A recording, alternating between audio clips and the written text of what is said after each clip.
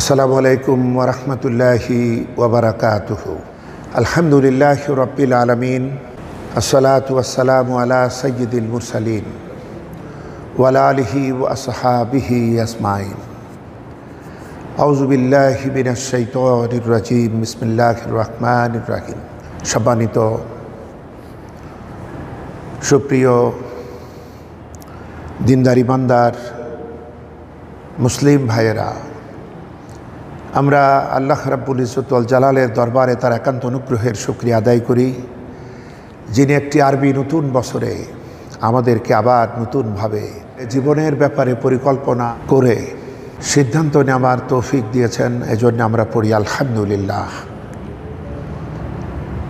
কোনো কিছু গড়বার জন্য, নতুনভাবে ধারণ করার জন্য উপলক্ষ লাগে। অনুরূপভাবে মুসলিম হিসাবে হিজরি নববর্ষ আমাদের জীবনকে নতুনভাবে ঢেলে সাজাতে চায়। পৃথিবীতে অনেক ধরনের সনই আছে, আমাদেরও আছে বাংলা সন, ইংরেজি সন। ইংরেজি সন যেটা বলি, এটা আসলে খ্রিস্টীয় সন। এরকম নানা জাতীয় ধর্মের লোকদের নানা রকম সন আছে, কিন্তু আদর্শিকভাবে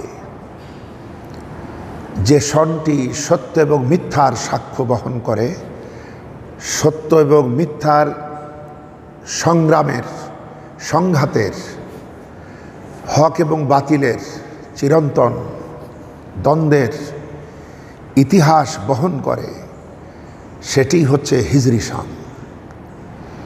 এই হিজরি সনের প্রথম মাস হচ্ছে মুহররম। আজ হচ্ছে সেই মুহররমের প্রথম জুমাবার। কোরআনে কারীমে সূরা তাওবার ৩৬ নম্বর আয়াতে আল্লাহ সুবহানাহু ওয়া তাআলা বলছেন, নিশ্চয়ই আসমান ও জমিন সৃষ্টির দিন থেকেই আল্লাহর কাছে এবং এই কিতাবে মাস হচ্ছে ১২টি। তন্মধ্যে সম্মানিত পবিত্র হচ্ছে ৪টি।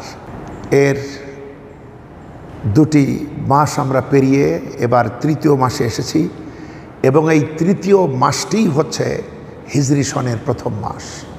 জুলকাদা, জুলহিজ্জা আর মুহররম, আর কয়েক মাস পর আবার আসবে রজব। এই 4টি হলো সম্মানিত, পবিত্র এবং সমস্ত হারাম থেকে ফিরে থাকার নিষিদ্ধ মাস। এ মাসে, এটা পৃথিবী সৃষ্টির দিন থেকেই আল্লাহ পাকের পক্ষ থেকে এটা নির্ধারিত। সুতরাং এই মাসগুলোতে তোমরা নিজের উপরে জুলুম করো না, অর্থাৎ অনৈতিক আচরণ তোমরা এটা করবা না। দেখুন, যেমন বিশেষ বিশেষ দিনের ফজিলত আছে, অনুরূপভাবে সেই দিনগুলোতে অপরাধের শাস্তিও কিন্তু অনেক বেশি। একই পাপ রাস্তাঘাটে করলে বা আড়ালে আবডালে করলে যা হয়, কোনো পবিত্র স্থানে, মসজিদে কিংবা আরও পবিত্র কাবা ঘরে যদি সেই অপরাধ করা হয়, আরও পাপ বাড়ে। অনুরূপভাবে বিশেষ দিনগুলাতে, বিশেষ সময়গুলাতে, বিশেষ স্থানগুলির যেমন মর্যাদা, অনুরূপভাবে ওই সব সময়ে, ওই সব স্থানে অপরাধ সংগঠিত হলে তার শাস্তি, তার গুনাহ অনেক বেশি বেড়ে যায়।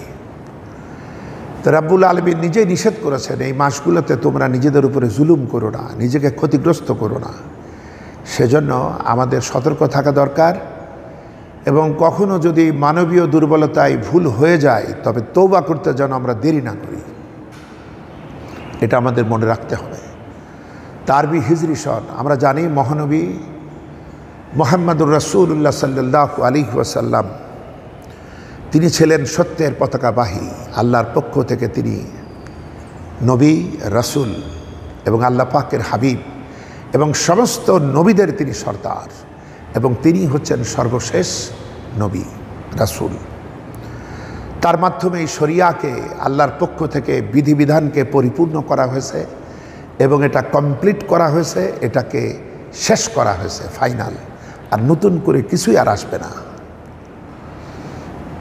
এখন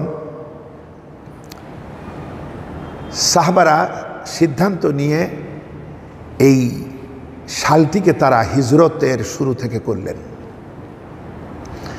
কারণ ইসলামের ইতিহাসে সবচেয়ে গুরুত্বপূর্ণ অধ্যায়, যে বিষয়টা ভুলবার নয়, সেটার কার্যকারণ হচ্ছে হিজরত। মক্কার 13টি বছর তিনি মানবতাকে ডাকলেন এবং খেয়ে না খেয়ে, ঘুমিয়ে না ঘুমিয়ে, গালিগালাজ, অপমান, খোটা, অপবাদ সব কিছু সহ্য করে তিনি এবং তার সাহাবারা মানবতাকে ডাকলেন। কিন্তু এই নষ্ট মানুষেরা এটাকে গ্রহণ তো করেই নাই, বরং এটাকে প্রতিরোধ করার জন্য অত্যাচার, অবিচার, জুলুম চালালো। এদের অত্যাচারে 5ম হিজরি থেকে সাহাবারা হিজরত শুরু করেন এবং একসময় নবীজির জন্য টেকা দায় হয়ে গেল তার প্রিয় জন্মভূমিতে। যে জন্য কোরআনে কারীমের 90 নম্বর সূরা, সূরা বালাদ, এখানে আল্লাহ পাক বলেছেন, লা উকসিমু বিহাযাল বালাদ, আমি এই নিরাপদ শহরের কসম করছি। কারণ এই শহরটাই মা বাপের হত্যাকারীকে দেখলেও তাকে আঘাত করতো না সন্তানেরা। যাকে রাত দিন খুঁজে বেড়াচ্ছে এমন কোনো ফেরারি যদি কাবায় আশ্রয় নিত, তবে যতক্ষণ সেখানে থাকতো তার উপরে কোনো হামলা হতো না, এত নিরাপদ। এবং কাবার সম্মানে পুরা মক্কা ছিল নিরাপদ। এখানে পথিকদের, বাইরের লোকদের জানমাল ইজ্জতের নিরাপত্তা ছিল। এখানে তো মশামাছি মারাও নিষেধ হয়েছে পরে। প্রত্যেকের জীবনের একটা নিরাপত্তা ছিল এই নিরাপদ নগরীর। তাই আল্লাহ পাক বলছেন, আমি এই নিরাপদ শহরের কসম করছি। আর নবী, তুমি তো এই শহরের অধিবাসী, আর তোমাকে আঘাত করা, তোমার উপর অত্যাচার করা, এটাকে এরা হালাল বানিয়ে নিল।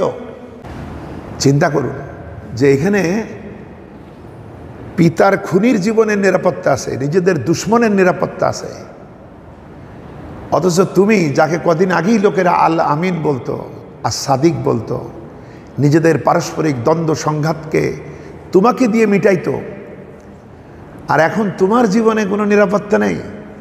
কি আশ্চর্য! তাই আল্লাহ পাক এই সূরায় বলছেন, আমি এই নিরাপদ শহরের কসম করছি, আর তুমি তো এই শহরেরই অধিবাসী, আর তোমারে কষ্ট দেওয়া, আঘাত দেওয়া, এরা এটাকে হালাল বানিয়ে নিল। বন্ধুগণ, দুর্ভাগ্য যুগে যুগে সকল জাতির, তারা তাদের শ্রেষ্ঠ সন্তানকে চিনতে ব্যর্থ হয়েছে শুধু কায়েমি স্বার্থবাদের জন্য, যে নিজেদের কিছু স্বার্থ তাদের প্রতিষ্ঠিত থাকে। কিন্তু এই মানুষগুলোকে মানলে ওরা তো লিডার হয়ে যায়, নেতা হয়ে যায়, আমাদের মাতবাড়ি আর থাকে না। তখন এদের বিবেক এমনভাবে আটকে যায় যে বিবেক আর কথা বলে না, কারণ নফস কথা বলছে, স্বার্থ কথা বলছে। তখন আর বিবেকের কথা শোনা যায় না, তখন তারা এই অন্যায় করতে থাকে যুগ যুগ ধরে। সুতরাং 13 বছরের অক্লান্ত সাধনার পর তার অধিক সংখ্যক সাহাবারা শেষে হিজরত করল, এবং যে রাতে তাকে হত্যা করা হবে সে রাতে আল্লাহর হুকুমে তিনি হিজরত করেন। এবং মানুষটা কেমন, তিনি তো আসলে মানবতাকে নৈতিকতা দিয়ে জয় করেছেন। ওদের বিবেক তো জানতো, ওরা জানতো যে এই মানুষটার মতো ভালো মানুষ কেউ নাই, নিজেদের টাকা পয়সা সব তার কাছেই আমানত হিসাবে রেখেছিল। আর তিনিও এমন, এই সুযোগে যে সেগুলা নিয়ে পালাবেন আমাদের মতো, এ চিন্তাও তিনি করেননি, বরং আরেকটি জীবন বিড়ম্বনার মুখে রেখে হযরত আলীকে আমানতগুলা ফেরত দেওয়ার দায়িত্ব দিয়ে তিনি চলে গিয়েছিলেন।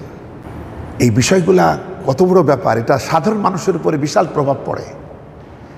এবং এজন্যই প্রত্যেকটা সুযোগেই পথহারা লোকেরা মুসলমান হয়েছে। কিন্তু নেতাদের কপালে সহজে হেদায়েত জোটে না। আসলে এদের কপালে হেদায়েত জোটে না। এরা সবসময় নফসের বড় বড় দাস, এবং এরা টাটকা সুখে বিশ্বাসী। যেজন্য এরা ওই নগদ যা পাও হাত পেতে নাও, বাকির খাতায় শূন্য থাক, দূরের বাদ্য লাভ কি শুনে, মাঝখানে যে বেজাই ফাঁক। বলছে নগদগুলা নাও, দূরের ওই সবগুলা কি দরকার, ও তো অনেক কবে হবে না হবে, বলছে নগদটাই তোমরা ধারণ করো। এতে নেতারা বিশ্বাসী হয়, আর নিজেদের এই চেয়ার আর থাকে না। আমরা তাকে ভালোবাসি, কিন্তু সে যা করতেছে তাতে আমাদের নেতৃত্ব, আমাদের মান সম্মান থাকে না, অতএব বিরোধিতা করো। তো সুতরাং হিজরত হলো সত্য এবং মিথ্যার দ্বন্দ্বের একটা স্বাভাবিক পরিণতিতে হিজরত হয়। যখন আর কোনোভাবে এটার মোকাবেলা করা শক্তি জোটে না, তখন আরও শক্তি আকর্ষণের জন্য একটু দূরে যেতে হয়, দূরে ঘুমাতে যেতে হয় না, সাধনা করতে যেতে হয়, তৈরি হতে যেতে হয়। এই বিপ্লবের স্পিরিটকে আরও কী করে গতিশীল করা যায়, এই জন্য যেতে হয়। যে জন্য হিজরত। শুধু যান বাঁচানো ফরজ, আমাদের দেশে যে কথা আছে এই কথা সঠিক না। এই যান বাঁচানো ফরজ না, কারণ জান আমাদেরকে দিতেই বলা হয়েছে, কারণ আমাদের জান আর মাল দুটিকেই আল্লাহ পাক জান্নাতের বিনিময়ে কিনে নিয়েছেন। এটা বাঁচানো ফরজ না, বরং এখানে কাজ করা এই সমস্যা হচ্ছে আরেকটা জায়গায় গিয়ে কাজের পরিবেশ তৈরি করে এটাকে গতিশীল করে আরও দুর্বার বেগে সেই আগের জায়গাকে চেঞ্জ করার জন্য, যেখান থেকে আমি এসেছি। কারণ প্রত্যেকের জন্য তার জন্মভূমির প্রতি দায়িত্ব রয়েছে। আল্লাহ পাক আমাদেরকে এখানে পাঠিয়েছেন। এই জমিন, এই মাটি, এই মানুষ, এদের প্রতি আমাদের দায়িত্ব রয়েছে যে স্বাভাবিকভাবে নিজের স্বার্থে চলে যাওয়া যায় না, বরং সত্যকে নিয়ে যেতে হয়, আবার সত্যকে নিয়েই ফিরে আসতে হয় এই নিজের জন্মভূমির মানুষদেরকে হেদায়েতের জন্য। নবী সেটাই করেছিলেন। তো এই মর্মান্তিক, এই দীর্ঘ 13 বছরের সংগ্রাম এবং মর্মান্তিক যে ইতিহাস নবী এবং সাহাবীর জীবনে তৈরি হয়েছিল, এটা যাতে পরবর্তী প্রজন্ম ভুলে না যায়, প্রতি বছর বছর যেন এই স্মৃতি আমাদের তরতাজা থাকে। এবং আমাদের কাজ কি, আমাদের মিশন কি, আমরা যার সুন্নাতের অনুসারীর বড়াই করি, আমরা যারা তাকে অনুসরণের কথা বলি, তাদের কাছে যেন তার এই প্রধান দিকগুলি সবসময় জীবন্ত থাকে। এজন্য এই হিজরতকে কেন্দ্র করে এই হিজরি সাল সাহাবারা হযরত উমর রাদিয়াল্লাহু তাআলা আনহুর খেলাফতকালে এইটাকে তারা প্রতিষ্ঠিত করেন। একই সাথে এই বাংলা সনও প্রতিষ্ঠিত হয়। একটি হলো সূর্যকেন্দ্রিক আমাদের বাংলা সন, যেটাকে বলে ফসলি সন। এর মাধ্যমে আমরা ফসল কবে হবে না হবে, কখন কি ফসল, কখন কি আবহাওয়া, এগুলো বুঝতে পারি। আর ওইটা হলো আদর্শিক সন, ওইটা হলো চাঁদ নির্ভর, ওইটা চন্দ্র নির্ভর, এটা সূর্য নির্ভর। এ দুটাই আসলে আমাদের রক্ত, মাংস, মজ্জা, আমাদের রূহ, আমাদের নফস, আমাদের কাল্ব এর সাথে মিশে আছে। কিন্তু ক্ষমতায় যারা থাকে, দুর্বলেরা তাদের চামচামি করে। এইভাবে আজকে যদিও আমরা তাদেরকে পছন্দ করি না, নানা কারণেই তারা আমাদের উপরে রাজত্ব করে গেছে প্রায় 200 বছর, কিন্তু আমরা বাধ্য হয়েই, তাদের ক্ষমতা আছে, তাদের ব্যবসা বাণিজ্য, তাদের সারা পৃথিবী তারা আজকে ডোমিনেট করছে নানাভাবে, তাই তাদের ওই খ্রিস্টীয় সনকে আমরা বেশি মনে রাখি। কিন্তু আমাদের বিবেক, আমাদের পরিস্থিতি, হারানো শক্তি পুনরুদ্ধার, হারানো রাজত্ব পুনরুদ্ধার, এগুলো যদি আমরা করতে চাই, হারানো গৌরবকে ফেরাতে চাই, তাহলে বেঁচে থাকার জন্য বাংলা সন আর আদর্শ পরিপূর্ণরূপে প্রতিষ্ঠা করার জন্য, পুনরায় সেই হারানো খেলাফত উদ্ধারের জন্য, নিজেদেরকে মুসলিম হিসাবে গড়বার জন্য, টিকে থাকার জন্য হিজরি সনের কোনো বিকল্প নেই। এটাও আমাদের মনে রাখতে হবে। তো বন্ধুগণ, একে একে আমাদের মুহররম মাসের গুরুত্বপূর্ণ দিন, যেটাকে আমরা আশুরা বলি, সেটা আমাদের দিকে এগিয়ে আসছে। আমরা তার আগে কদিন সময় পেয়েছি, তো এজন্য ভাবলাম যে এর প্রাথমিক কথাগুলি আমাদের জানা দরকার। বন্ধুগণ, আজ বেশ কয়েক বছর আমাদের দেশে বিশাল বিতর্ক শুরু হয়েছে। সেটা হলো, এই বিতর্ক আগে ছিল না। এই পৃথিবী সৃষ্টির পর থেকে যত ইতিহাস বিখ্যাত ঘটনা ঘটেছে, প্রাগৈতিহাসিক যুগ হোক অথবা পরবর্তী ঐতিহাসিক যুগ হোক, যত বড় বড় ঘটনা এবং বড় বড় দুর্ঘটনা ঘটেছে, তা আসলে 10ই মুহররম, এটা ইতিহাসে আছে, হাদিসের কেতাবাদিতে আছে, ঐতিহাসিকদের গবেষণায় আছে, নবীদের বিভিন্ন কথাবার্তা আচরণের ভিতরে আমরা এগুলো পাই। তার ভিতরে আমরা যেগুলো জানি, আমি সেগুলো আপনাদের একটু শোনায় দিই যতটুকু আমারও মনে আছে। সেটা হলো আসমান ও জমিন সৃষ্টি হয়েছে এই দিন, আবার মানুষের সূচনা তৈরি করা হয়েছে এই দিনে, অর্থাৎ আদম আলাইহিস সালামের সৃষ্টিও হয়েছে এই দিন। তারপরে তার জান্নাতে প্রবেশও হয়েছে এই দিন, এবং তিনি যে ভুল করেছিলেন সেই তওবাও কবুল হয়েছে এই দিন। তাকে পৃথিবীতেও পাঠানো হয়েছে এই দিন। মানবতার সুমহান যাত্রা শুরু হয়েছে এদিনেই। নূহ আলাইহিস সালামের যে মহাপ্লাবন, যেখানে হকপন্থী মানুষেরা তাদেরকে তার আল্লাহর আশ্রয়ের নৌকায় ওঠানো হয়েছিল, দীর্ঘ বন্যার পর এই নৌকা যখন জুদি পাহাড়ে পাদদেশে জমিন স্পর্শ করলো, সে দিনটাও এই দিন। এরপরে হযরত আইয়ুব আলাইহিস সালামের কথা বলা হচ্ছে।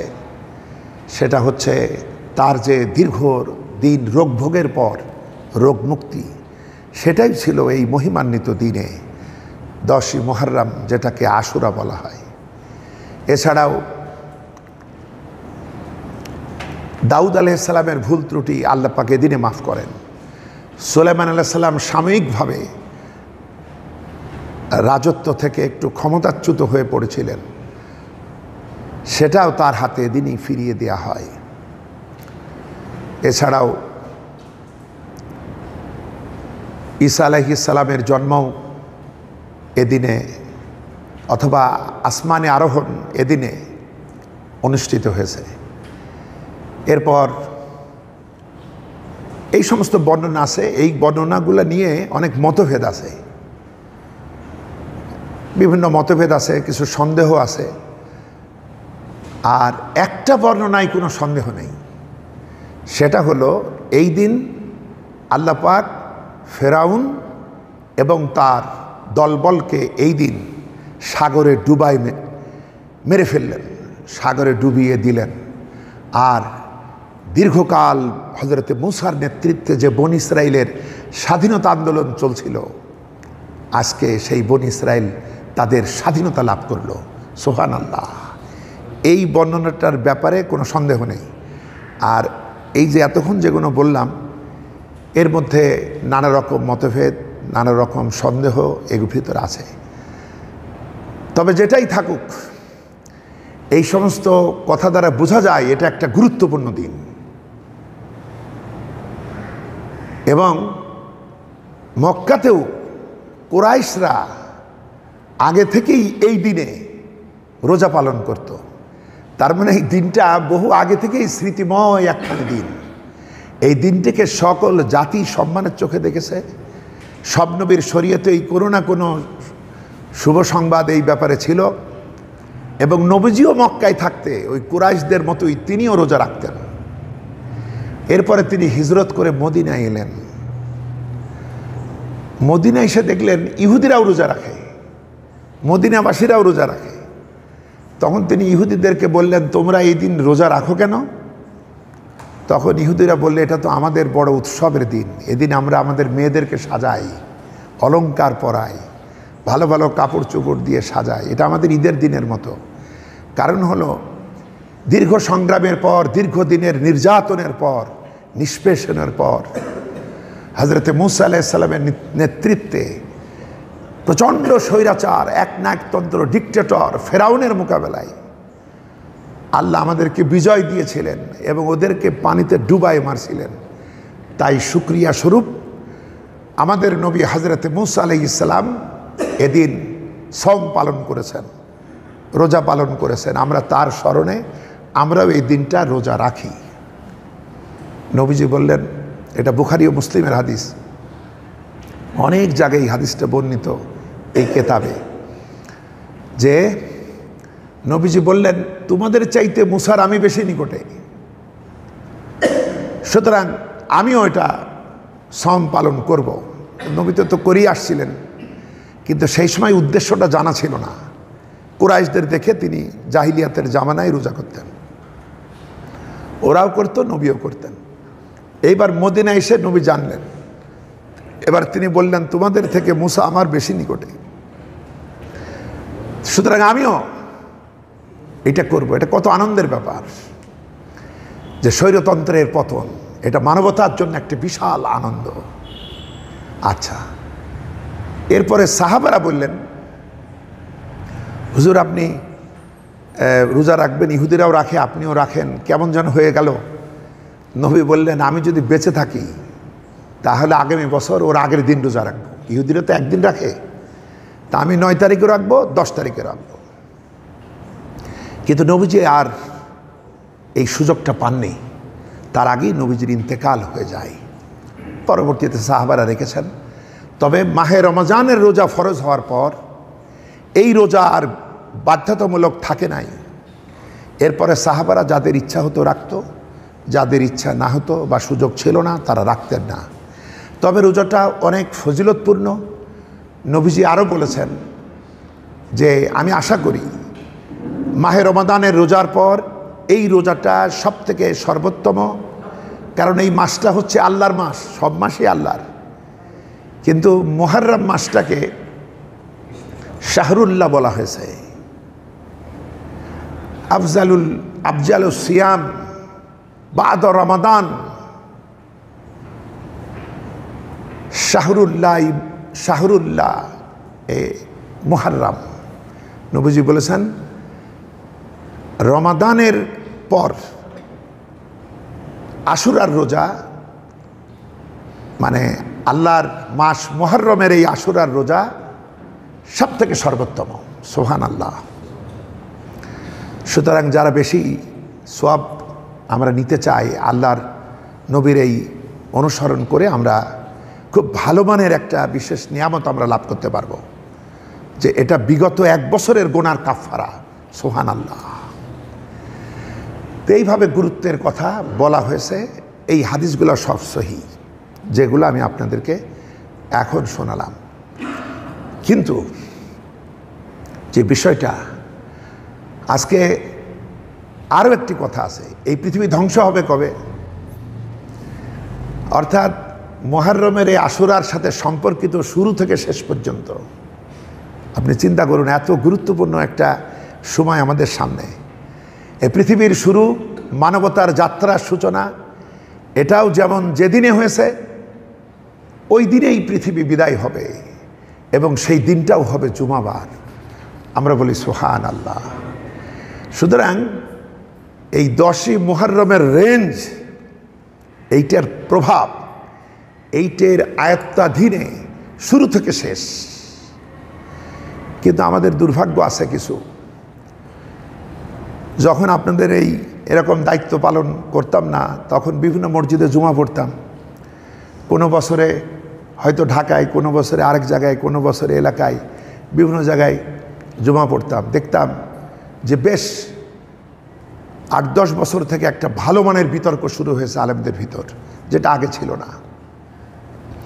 সেটি হলো, আমরা জানি 10ম মুহররম আসলে আমরা সাধারণত কারবালার আলোচনা করি, যেহেতু মানুষ সুখের চাইতে দুঃখের কথা ভোলে না। কারণ এ পর্যন্ত যত ঘটনা সব ছিল সুখের, গৌরবের। নবীজি পর্যন্ত, আদম থেকে নবীজি পর্যন্ত যত ঘটনা, এটা মুসলিম উম্মার অথবা সৎ মানুষদের, সত্যপন্থী লোকদের জন্য ছিল বিজয়ের, গৌরবের। কিন্তু নবীজির ইন্তেকালের পর 61 হিজরিতে ইমাম হুসাইন রাদিয়াল্লাহু তাআলা আনহুর শাহাদাতের মাধ্যমে আমাদের এটা উল্টায় গেল। একটা ভয়ঙ্কর ঝাঁকুনি খেলো মুসলিম উম্মাহ। আর ওই যে পতন শুরু হলো, এখন থেকে যত ঘটনা ঘটে সবই কিন্তু আমরা হিসাব করি না, কিন্তু কেউ যদি হিসাব করা শুরু করে তাহলে দেখবে যে খুবই মর্মান্তিক ঘটনাগুলা এই 10ই মুহররমই হয়। কিন্তু আমাদের বিজয় আসছে না কেন? কারণ আমাদের ওই রকম আল্লাহ ভীরু, আল্লাহর একমাত্র আল্লাহর প্রতি আস্থাশীল, ভরসাশীল ওই রকম নেতৃত্ব আমাদের নাই। এবং এত মুনাফিকি মুসলিম উম্মাহকে পেয়ে বসেছে, বিজয় আমরা কবে দেখব আমরা জানি না। কিন্তু যাদের জীবনে সাফল্য এসছে তাদের নেতৃত্ব ছিল মজবুত। যৎসামান্য উম্মত পাইলেও সেগুলাও ছিল খুব মজবুত। তাদের ভিতরে সৌভ্রাতৃত্ব, ভালোবাসা ছিল। যে বিতর্ক আমাদের দেশে শুরু হয়েছে সেটা হলো যখনই কারবালার কথা বলা হয় এই দিনে, তখন এই যে আজকের জুমা থেকে যে কোনো জায়গায় জিজ্ঞেস করবেন, আলেমেরা শুধু এই কথা বলবে যে শুধু তো এইটা পাওয়া যায়, এই হাদিস যে শুধু ফেরাউনের পতন আর রোজা, তোমরা রোজা করো এই সব হবে। আচ্ছা, কিন্তু এখানে এইসব কথাবার্তা হাবিজাবি কেন বলা হচ্ছে? সেজন্য আমরা দুঃখিত, এত বড় ঘটনা ঘটেছে, কিন্তু এইটা বলার কোনো দরকার নাই। এইসব আলেমদের ধারণা অথবা মতলবি যে আশুরার রেঞ্জটা মুহাম্মদ সাল্লাল্লাহু আলাইহি সাল্লাম অথবা মুসা পর্যন্ত এনেই শেষ করে দাও, এরপর আর নেই। অথচ এরা এবার বলে যে পৃথিবী ধ্বংস হবে 10ই মুহররম, তাহলে রেঞ্জ তো শেষ করা গেল না, তাহলে তো এর আয়ত্তাধীনে পৃথিবীর শেষ দিনও তো রইল, তুমি শেষ করবা কার স্বার্থ রক্ষার্থে? আচ্ছা, আবার আরেকটা বিষয়, সবাই সবগুলো বাদ দিয়ে দিয়ে দিয়ে দিয়ে শেষে একমত হয়েছে ফেরাউনের পতন। আচ্ছা, তাহলে এই আলোচনাটাই করি, কেমন সহ্য হয় দেখি। কিন্তু সেটাও তারা করবে না। তারা এই দিন বনি ইসরায়েলের বিজয় এবং ফেরাউনের পতন পর্যন্ত ভুলেই শেষ। কিন্তু বন্ধু, ফেরাউন কি আসলে শেষ? আর মানবতার যে কান্না সারা পৃথিবীতে, তাহলে কি সেই কান্নার দাবি কি মুসার মতো একজন নেতা পাওয়ার না? আজকে দেশে দেশে কত একনায়কতন্ত্র, স্বৈরাচার, ক্ষমতাসীন। আপনি চিন্তা করুন তো, যারা যতটুকু খবর রাখেন। নবীজি বলেছেন এই দিনের শুরু হয়েছে নবুয়ত দিয়ে, আল্লাহর রহমতে নবুয়ত দিয়ে শুরু হয়েছে এই দিন। এটা ততদিন থাকবে যতদিন আল্লাহ চান। এরপরে শুরু হবে আমার খোলাফায়ে রাশেদার মিশন। আমার নবুয়তের অনুসরণে আমার খোলাফায়ে রাশেদারা কাজ করবে 30 বছর। তাই হয়েছে। আবু বকর, উমর, উসমান, আলী, আর শেষ 6 মাস হযরতে হাসান রাদিয়াল্লাহু তাআলা আনহুর খেলাফত, 30 বছর। এটাও আল্লাহ যতদিন চান ততদিন থাকবে। 30 বছর ছিল। 30 বছরের কথাও নবীজি ভিন্ন হাদিসে বলেছেন। এরপরে শুরু হবে দুষ্টু রাজতন্ত্রের জামানা। শুরু হয়ে গেল আব্বাসী খেলাফত, উমাইয়া খেলাফত। এদের ভিতরে অনেক সাহাবারা ছিলেন, তাবিঈনরা ছিলেন, অনেক লোকেরা ছিলেন, কিন্তু এইটা ইসলাম পছন্দ করে নাই। যে জন্য হযরতে মুআবিয়া রাদিয়াল্লাহু তাআলা আনহু, তিনি সাহাবীর মর্যাদা সত্ত্বেও তিনি যে প্রায় 20 বছর রাষ্ট্র চালালেন, তাকে সমগ্র উম্মাহ তাকে খোলাফায়ে রাশেদার মধ্যে অন্তর্ভুক্ত করে নাই। কারণ তার হাত দিয়েই রাজতন্ত্রের সূচনা হলো এবং ইসলামী খেলাফতের বিদায় হলো। নামে শুধু খেলাফত থাকলো, যেটা ওই 30 বছরের নবীজির ভবিষ্যৎবাণীর মধ্যে মুআবিয়ার সময়কাল পড়ে না। এজন্য তাকে বলা হয় আমিরে মুআবিয়া। খলিফাতুল মুসলিমিন অথবা খুলাফায়ে রাশেদা বা খুলাফায়ে রাশেদিনের ভিতরে অত বড় বিখ্যাত সাহাবীকেও ঢোকানো যায়নি। কারণ তিনি ইসলামের সুমহান বিধিবিধানের গুরুত্বপূর্ণ বিধিবিধানকে পাশ কাটিয়ে নিজের মন গড়া এটা করে নিজের ছেলে ইয়াজিদকে প্রতিষ্ঠিত করেন। এরপরে যা হওয়ার তাই হয়েছে। তো নবীজি বলছেন খেলাফতে রাশেদিনের পর রাজতন্ত্রের সূচনা হবে। এটাও আল্লাহ যতদিন চান ততদিন থাকবে। এরপরে শুরু হবে স্বৈরাচারের জামানা। দেখুন মানব ইতিহাসের কতগুলি স্তর নবীজি বলছেন, আমরা সব একটু খেয়াল করলেই দেখতে পাই কি জীবন্ত হাদিস। এই স্বৈরতন্ত্র, এই জুলুমতন্ত্র যতদিন আল্লাহ চান ততদিন থাকবে। এরপর এটাও চলে যাবে। এরপরে পুনরায় শুরু হবে আমার খেলাফাতিন আলা মিনহাজিন নবুওয়া। এরপরে আবার শুরু হবে নবুয়তের কায়দায় খেলাফত। বলেন সুবহানাল্লাহ। আসমান তার রহমত বর্ষণ করবে সেই সরকারের উপরে, জমিন তার নিয়ামতগুলো সব উদ্গীরণ করে দেবে। আসমানবাসীও খুশি হবে ওই সরকারের উপরে, জমিনবাসীও খুশি হবে। আমরা এখন সেটার অপেক্ষায়। আল্লাহ পাক সেটাকে ত্বরান্বিত করুন, আমরা বলি আমিন। এই মানব ইতিহাসের স্তর নবুয়ত, খেলাফত, রাজতন্ত্র, স্বৈরতন্ত্র, আবার খেলাফত, এরপরে যাবে কিয়ামতে। এখন এই যে এইগুলা যে বিষয়, আজকে রাজতন্ত্র হলো স্বৈরতন্ত্র। বর্তমানে যারাই যে দেশে রাজতন্ত্র আছে এটাও স্বৈরতন্ত্রের ভূমিকায়। বন্ধুগণ, এখন এবার আসুন, তো আমাদের বিভিন্ন মসজিদগুলোতে আজকে এই কথা বলে এরপরে দোয়া টোয়া করে শেষ করে দেয়। কিন্তু বিষয় হলো, আমরা কি ফেরাউনকে চিনি? অন্তত 44টা সূরার ভিতরে ফেরাউন এবং মূসার কাহিনী বর্ণনা আছে। আপনার 114টা সূরা, এর ভিতরে 44টা সূরার মধ্যে কয়েকটা বেশিও হতে পারে। আমি একটু প্রায় 2 সপ্তাহ যাবৎ নানাভাবে অসুস্থ এবং দুর্বলতা বোধ করছি, যেজন্য যেভাবে আরও পড়াশোনা করা দরকার ওইভাবে পড়তেও পারি নাই, আবার একটু মনে রাখার জন্য যে যোগ্যতা দরকার সেটাও নাই। তো তারপরও আল্লাহর সাহায্য কামনা করেই দাঁড়িয়েছি। আজকে কিছু ইঙ্গিত করে যাব, যেহেতু বক্তব্য রেকর্ড হচ্ছে, শুনেই মনে থাকবে না, কিন্তু যদি আরেকবার শোনেন, লিখে নেন, মনে থাকবে। অন্তত 44টা সূরায় কাহিনী। বন্ধুগণ, কোরআনের কাহিনী আপনি মজা করে শুনবেন, আর গল্প এরকম আষাঢ়ে গল্প হিসাবে কোরআনে কাহিনী আনা হয়নি। এই কাহিনীগুলো এমনভাবে সাজানো হয়েছে, কিয়ামত পর্যন্ত এই মুসলিম উম্মাহ, মানবতা এখান থেকে হেদায়েতের দিশা পাবে। সুবহানাল্লাহ। সেভাবে নিতে হবে।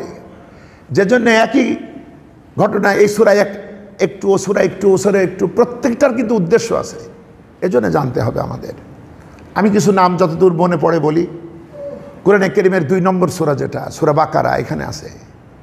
সূরা নিসা 4 নম্বর সূরা, এখানে আছে। সূরা মাইদা 5 নম্বর সূরা, এখানে আছে। সূরাতুল আরাফ 7 নম্বর সূরা, এখানে আছে। সূরা আনফাল 8 নম্বর সূরা, এখানে আছে।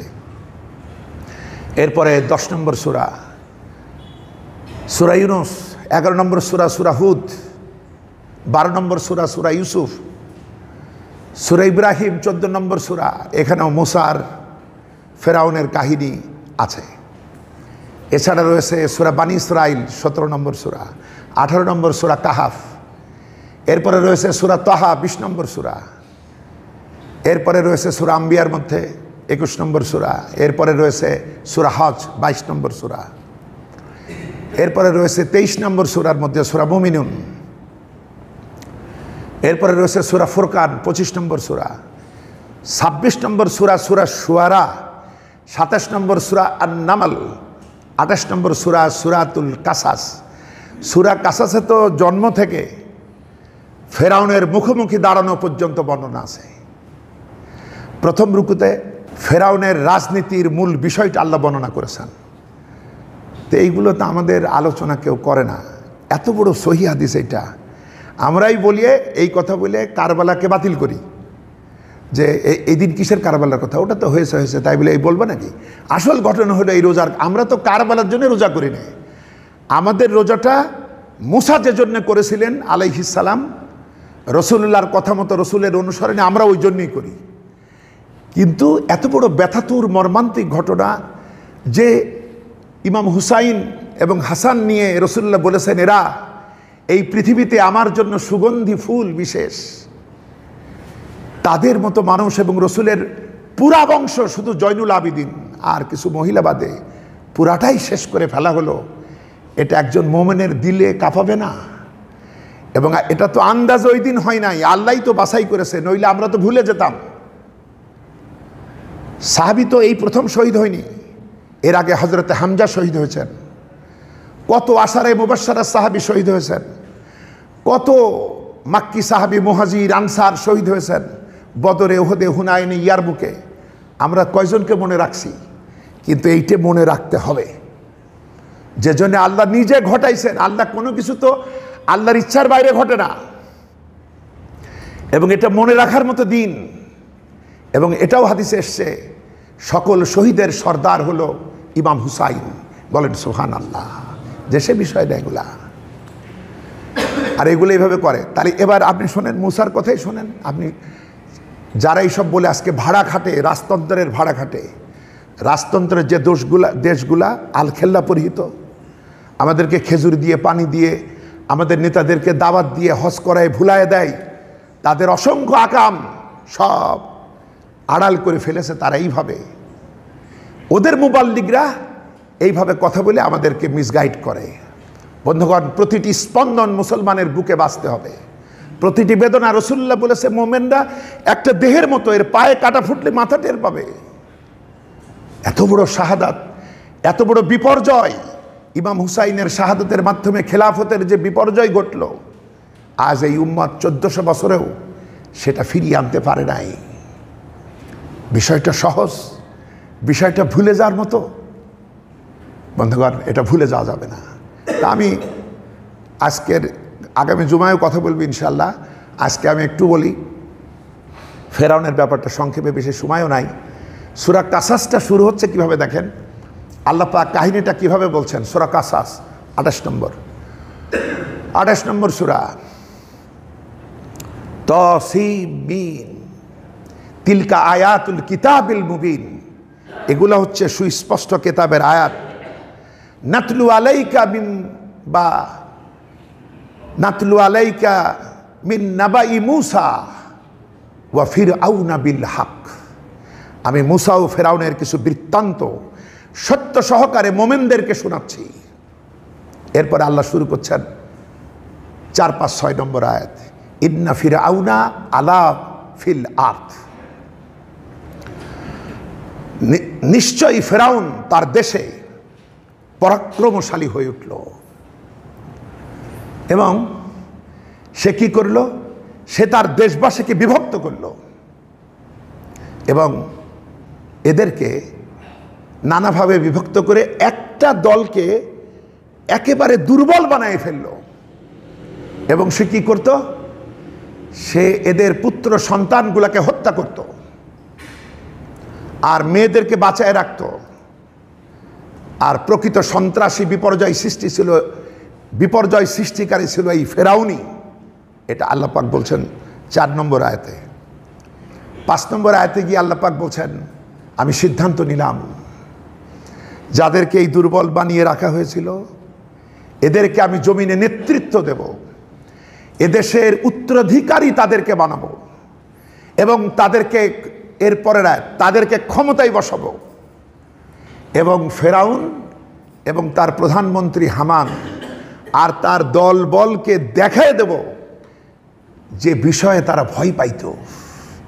অর্থাৎ এই বিরাট জাতি, এর ভিতরে এই বনী ইসরায়েল এমন একটা জাতি, এদেরকে যদি খতম করা না হয়, এদের ছেলেদেরকে আর মেয়েদের বাঁচায় রাখবো, ওদের গর্ভে আমাদের সন্তান তৈরি হবে এবং নানাভাবে ওদেরকে শেষ করে দেওয়া হবে, যাতে, কারণ ওর ভয় হতো এদেরকে বাড়তে দিলে ওরাই একদিন ক্ষমতায় আসবে, আমাদের বিদায় নিতে হবে। এই কথাটা কোরআনের। আল্লাহ তাই বলছেন যে আমি ওদেরকে নেতৃত্ব দেব, দেশের উত্তরাধিকারী বানাবো এবং ওদেরকে ক্ষমতায় চড়াবো এবং ফেরাউন হামান এবং তার দলবলকে দেখায় দেব যেটার ভয় তারা করত। এই ভয় ছিল ওইটাই। বন্ধুগণ, একটু পড়ে নিয়েন। যাই হোক, সূরা কাসাস গেল। এরপরে আপনি মিলান, এই বিভক্ত করে গোটা জাতিকে দুর্বল বানাই স্বৈরাচাররাই, এ পক্ষ ও পক্ষ, এইটি সপক্ষ আর সব হলো বিপক্ষ। এবং তাদেরকে নানাভাবে নির্যাতন, নানাভাবে গুম খুন, কত কিছু করা হয়। কি জীবন্ত কোরআন! স্বৈরাচারের চরিত্র কোনো সময়ই পরিবর্তিত হয়নি। এবং মুসা আলাইহিস সালামের জন্মের আগে থেকেই মুসার সাথে শত্রুতা। এই জন্য সূরা কাসাসের প্রথম রুকুতে এই বর্ণনা দিয়ে হযরতে মুসার জন্ম বৃত্তান্ত এবং তার মা তাকে পানিতে ভাসায় দিল, এরপরে ফেরাউনের বাড়ি আসা এবং সেখানে আবার তার মায়ের কোলে ফিরিয়ে দেওয়া, এই বর্ণনা আল্লাহ প্রথম দিকে করেছেন। এরপরে মুসা যৌবন লাভ করল এবং বাজারে গিয়ে দেখলেন ফেরাউনের এক লোক আর বনী ইসরায়েলের এক লোকের ভিতরে বিতর্ক, যে মাজলুম সে তাকে ডেকেছে, ওর পক্ষ নিয়ে জালিমের উপরে একটা থাপ্পড় কষে দিয়েছে, সে মারা গেল। তিনি ভয় পেয়ে গেলেন, তখনও নবুয়ত পাননি। তখন তিনি হিজরতের সিদ্ধান্ত নিলেন। এভাবে দ্বিতীয় রুকু চলে গেল। এরপরে তিনি চলে গেলেন মাদিয়ানে, দেশ ছেড়ে হিজরতে। সেখানে গিয়ে একজন সৎ মানুষের আশ্রয় পেলেন, তার মেয়েকে বিয়ে করলেন। সে শর্ত দিল 8 বছর অথবা 10 বছর এখানে থাকতে হবে। থাকলেন। চতুর্থ রুকুতে গিয়ে তিনি এবার ফিরে আসছেন, শ্বশুর বাড়ি ঘর জমাই ছিলেন। এরপরে যখন ফিরে আসছেন, তুর পাহাড়ের কাছে আসা মাত্রই তিনি নবুয়ত লাভ করলেন। বলেন সুবহানাল্লাহ। এরপরে তিনি আল্লাহর নির্দেশে স্বৈরাচার ফেরাউনের মুখোমুখি হলেন। এরপরে ফেরাউন তাকে কখনো এই যে সমস্ত সূরাগুলাতে আছে, এছাড়াও আরও সূরার ভিতরে আছে 32 নম্বর সূরা, 33 নম্বর সূরা, এরপরে পাবেন 37 নম্বর সূরা, সূরা সাফাত, 38 নম্বর সূরা, সূরা সাদ, এছাড়াও পাবেন 42 নম্বর সূরা, তারপরে ওদিকে সূরা সাজদা 32 নম্বর, সেখানে পাবেন 42-এ পাবেন, 43-এ পাবেন সূরা জুখরুফ, 44-এ পাবেন সূরা দুখান। এইভাবে আপনি যদি আগাতে আগাতে থাকেন, এরপরে ওই রকম পাবেন 50 নম্বর সূরায়, 53 নম্বর সূরায়, 54 নম্বর সূরায়, এরপরে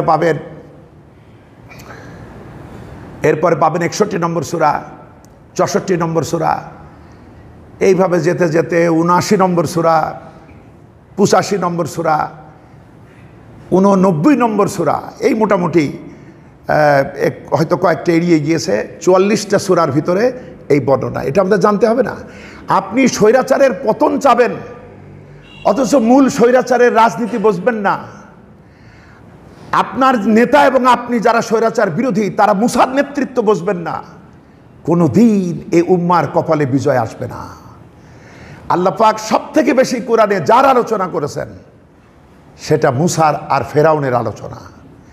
একেবারে শুরু থেকে শেষ পর্যন্ত এই মানুষটার জীবন যৌবনের এক বিরাট অংশ এই ফেরাউনের পতনের জন্য সংগ্রামে তিনি কাজে লাগালেন। সূরা ইউনুসে এসে আল্লাহ পাক এবার এরা রাতের আধারে চলে যাচ্ছে বনি ইসরাইল, আর এরা পশ্চাৎ ধাবন করলো 90, 91, 92। ওরা কেন পিছনে পশ্চাৎ ধাবন করলো? যাতে এদের প্রতি জুলুম চালানো যায়। আল্লাহ বলছেন আমি ওদেরকে পার করে দিয়েই রাস্তা বন্ধ করে দিলাম। বন্ধুগণ, নেতা যদি মুসার মতো হয়, রাস্তা একটা না, মানবতার মুক্তির জন্য 12টা রাস্তা বের হয়। আর যদি নেতা ফেরাউনের মতো হয়, ভালো রাস্তাও বন্ধ হয়ে যায়। সবগুলো শিক্ষা তখন ওই যখন ডুবছে, তখন আর তো উপায় নাই। তখন ওই ফেরাউন এই 90 নম্বর আয়াত সূরা ইউনুস এখানে এসে বলছে যে আমি এখন ঈমান আনলাম বনি ইসরাইলের যার উপর ঈমান এনেছে, তার তো আর কোনো ইলাহ নেই, সুতরাং আমাকে আর ডুবাইও না, আমি এখন মুসলিম।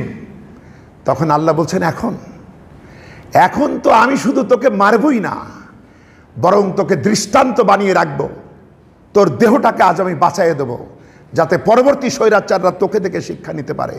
কিন্তু আফসোস কি, মানুষেরা অধিকাংশই এই সমস্ত নিদর্শন থেকে শিক্ষা নেয় না। যেটা আমরা বলি না যে ইতিহাসের বড় শিক্ষা ইতিহাস থেকে শিক্ষা নেয় না। তো বন্ধুগণ, এটা আমাদের দুর্ভাগ্য। এভাবে তাদেরকে শেষ করা হলো। সূরা দুখানে গিয়ে আল্লাহ পাক এভাবে বলছেন 25 থেকে 29 নম্বর আয়াত, ওই যে ওরা যখন পশ্চাৎ ধাবন করলো বনি ইসরাইলের, সেই বর্ণনা দিয়ে আল্লাহ পাক বলছেন ওরা পিছনে রেখে গেল কত শত উদ্যান, ঝর্ণাধারা, বাগবাগিচা, কত সুরম্য প্রাসাদ, কত বিলাসবহুল উপকরণ, যার মাঝে তার আনন্দ পাইত। এভাবেই ঘটল। এরপরে আমি এর উত্তরাধিকারী বানালাম এক ভিন্ন সম্প্রদায়কে।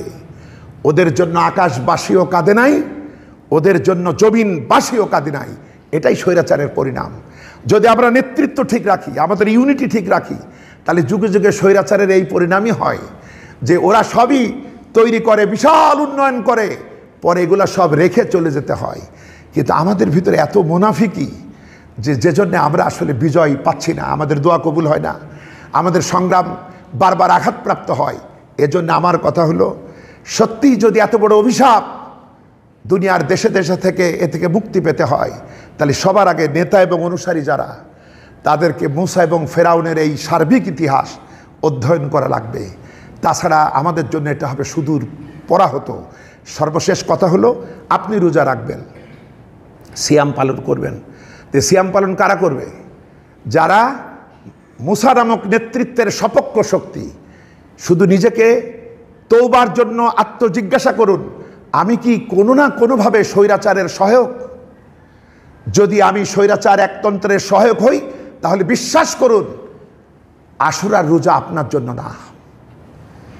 আপনাকে মাজলুমের অন্তর্ভুক্ত হতে হবে এবং অবশ্যই আপনি স্বৈরাচারের বিপক্ষ শক্তি হতে হবে। তাহলে এই সিয়াম হবে মুসার সিয়ামের অনুরূপ, এটা হবে রাসূলুল্লাহর সিয়ামের অনুরূপ, তার সাহাবীদের সিয়ামের অনুরূপ। এজন্য যদি কোনো না জানার কারণে এই বিচ্যুত কারো হৃদয়ে থাকে, তাহলে তিনি এখনই তওবা করুন তওবা করে আশুরার সিয়াম করুন। সুতরাং আজকে আগডুম বাগডুম ঘোড়াডুম নানাভাবে ফজিলতের বর্ণনা সারা দেশব্যাপী শোনানো হয়, কিন্তু আমি কি এর যোগ্যতা রাখি? ফজিলত তো শর্তযুক্ত, যাকে থেকে বললে হবে না এতে এই সোয়াব, এতে এই সোয়াব। তার আকীদা ঠিক আছে কিনা, তার আমল ঠিক আছে কিনা, তার ইমান ঠিক আছে কিনা, তার এগুলো ঠিক আছে কিনা, এছাড়া আপনি সোয়াব আমি পাবো না তো আসলে। যে জন্য আমাদেরকে আসলে ভুল ত্রুটিগুলোর জন্য তওবা করতে হবে এবং এই সিদ্ধান্ত নিয়ে আমাদেরকে আশুরার সম রেখে আল্লাহর কাছে ফরিয়াদি হতে হবে। আমরা সহ সারা পৃথিবীর মুসলমানদের আজকে স্বৈরতন্ত্রের ভয়ানক অবস্থার মধ্যে বিরাজিত, এ থেকে মুক্তির জন্য আমাদেরকে চিন্তা ভাবনা করতে হবে। আসুন কোরআন যেভাবে উপস্থাপন করেছে সেভাবেই আমরা মুসা এবং ফেরাউনকে জানবার বুঝবার জন্য কোরআন অধ্যয়নে আরও নিবিড়ভাবে প্রচেষ্টা চালাই। আল্লাহ আমাদেরকে কবুল ও মঞ্জুর করুন, আমরা বলি আমিন। আসসালামু আলাইকুম ওয়া রাহমাতুল্লাহি ওয়া বারাকাতুহু।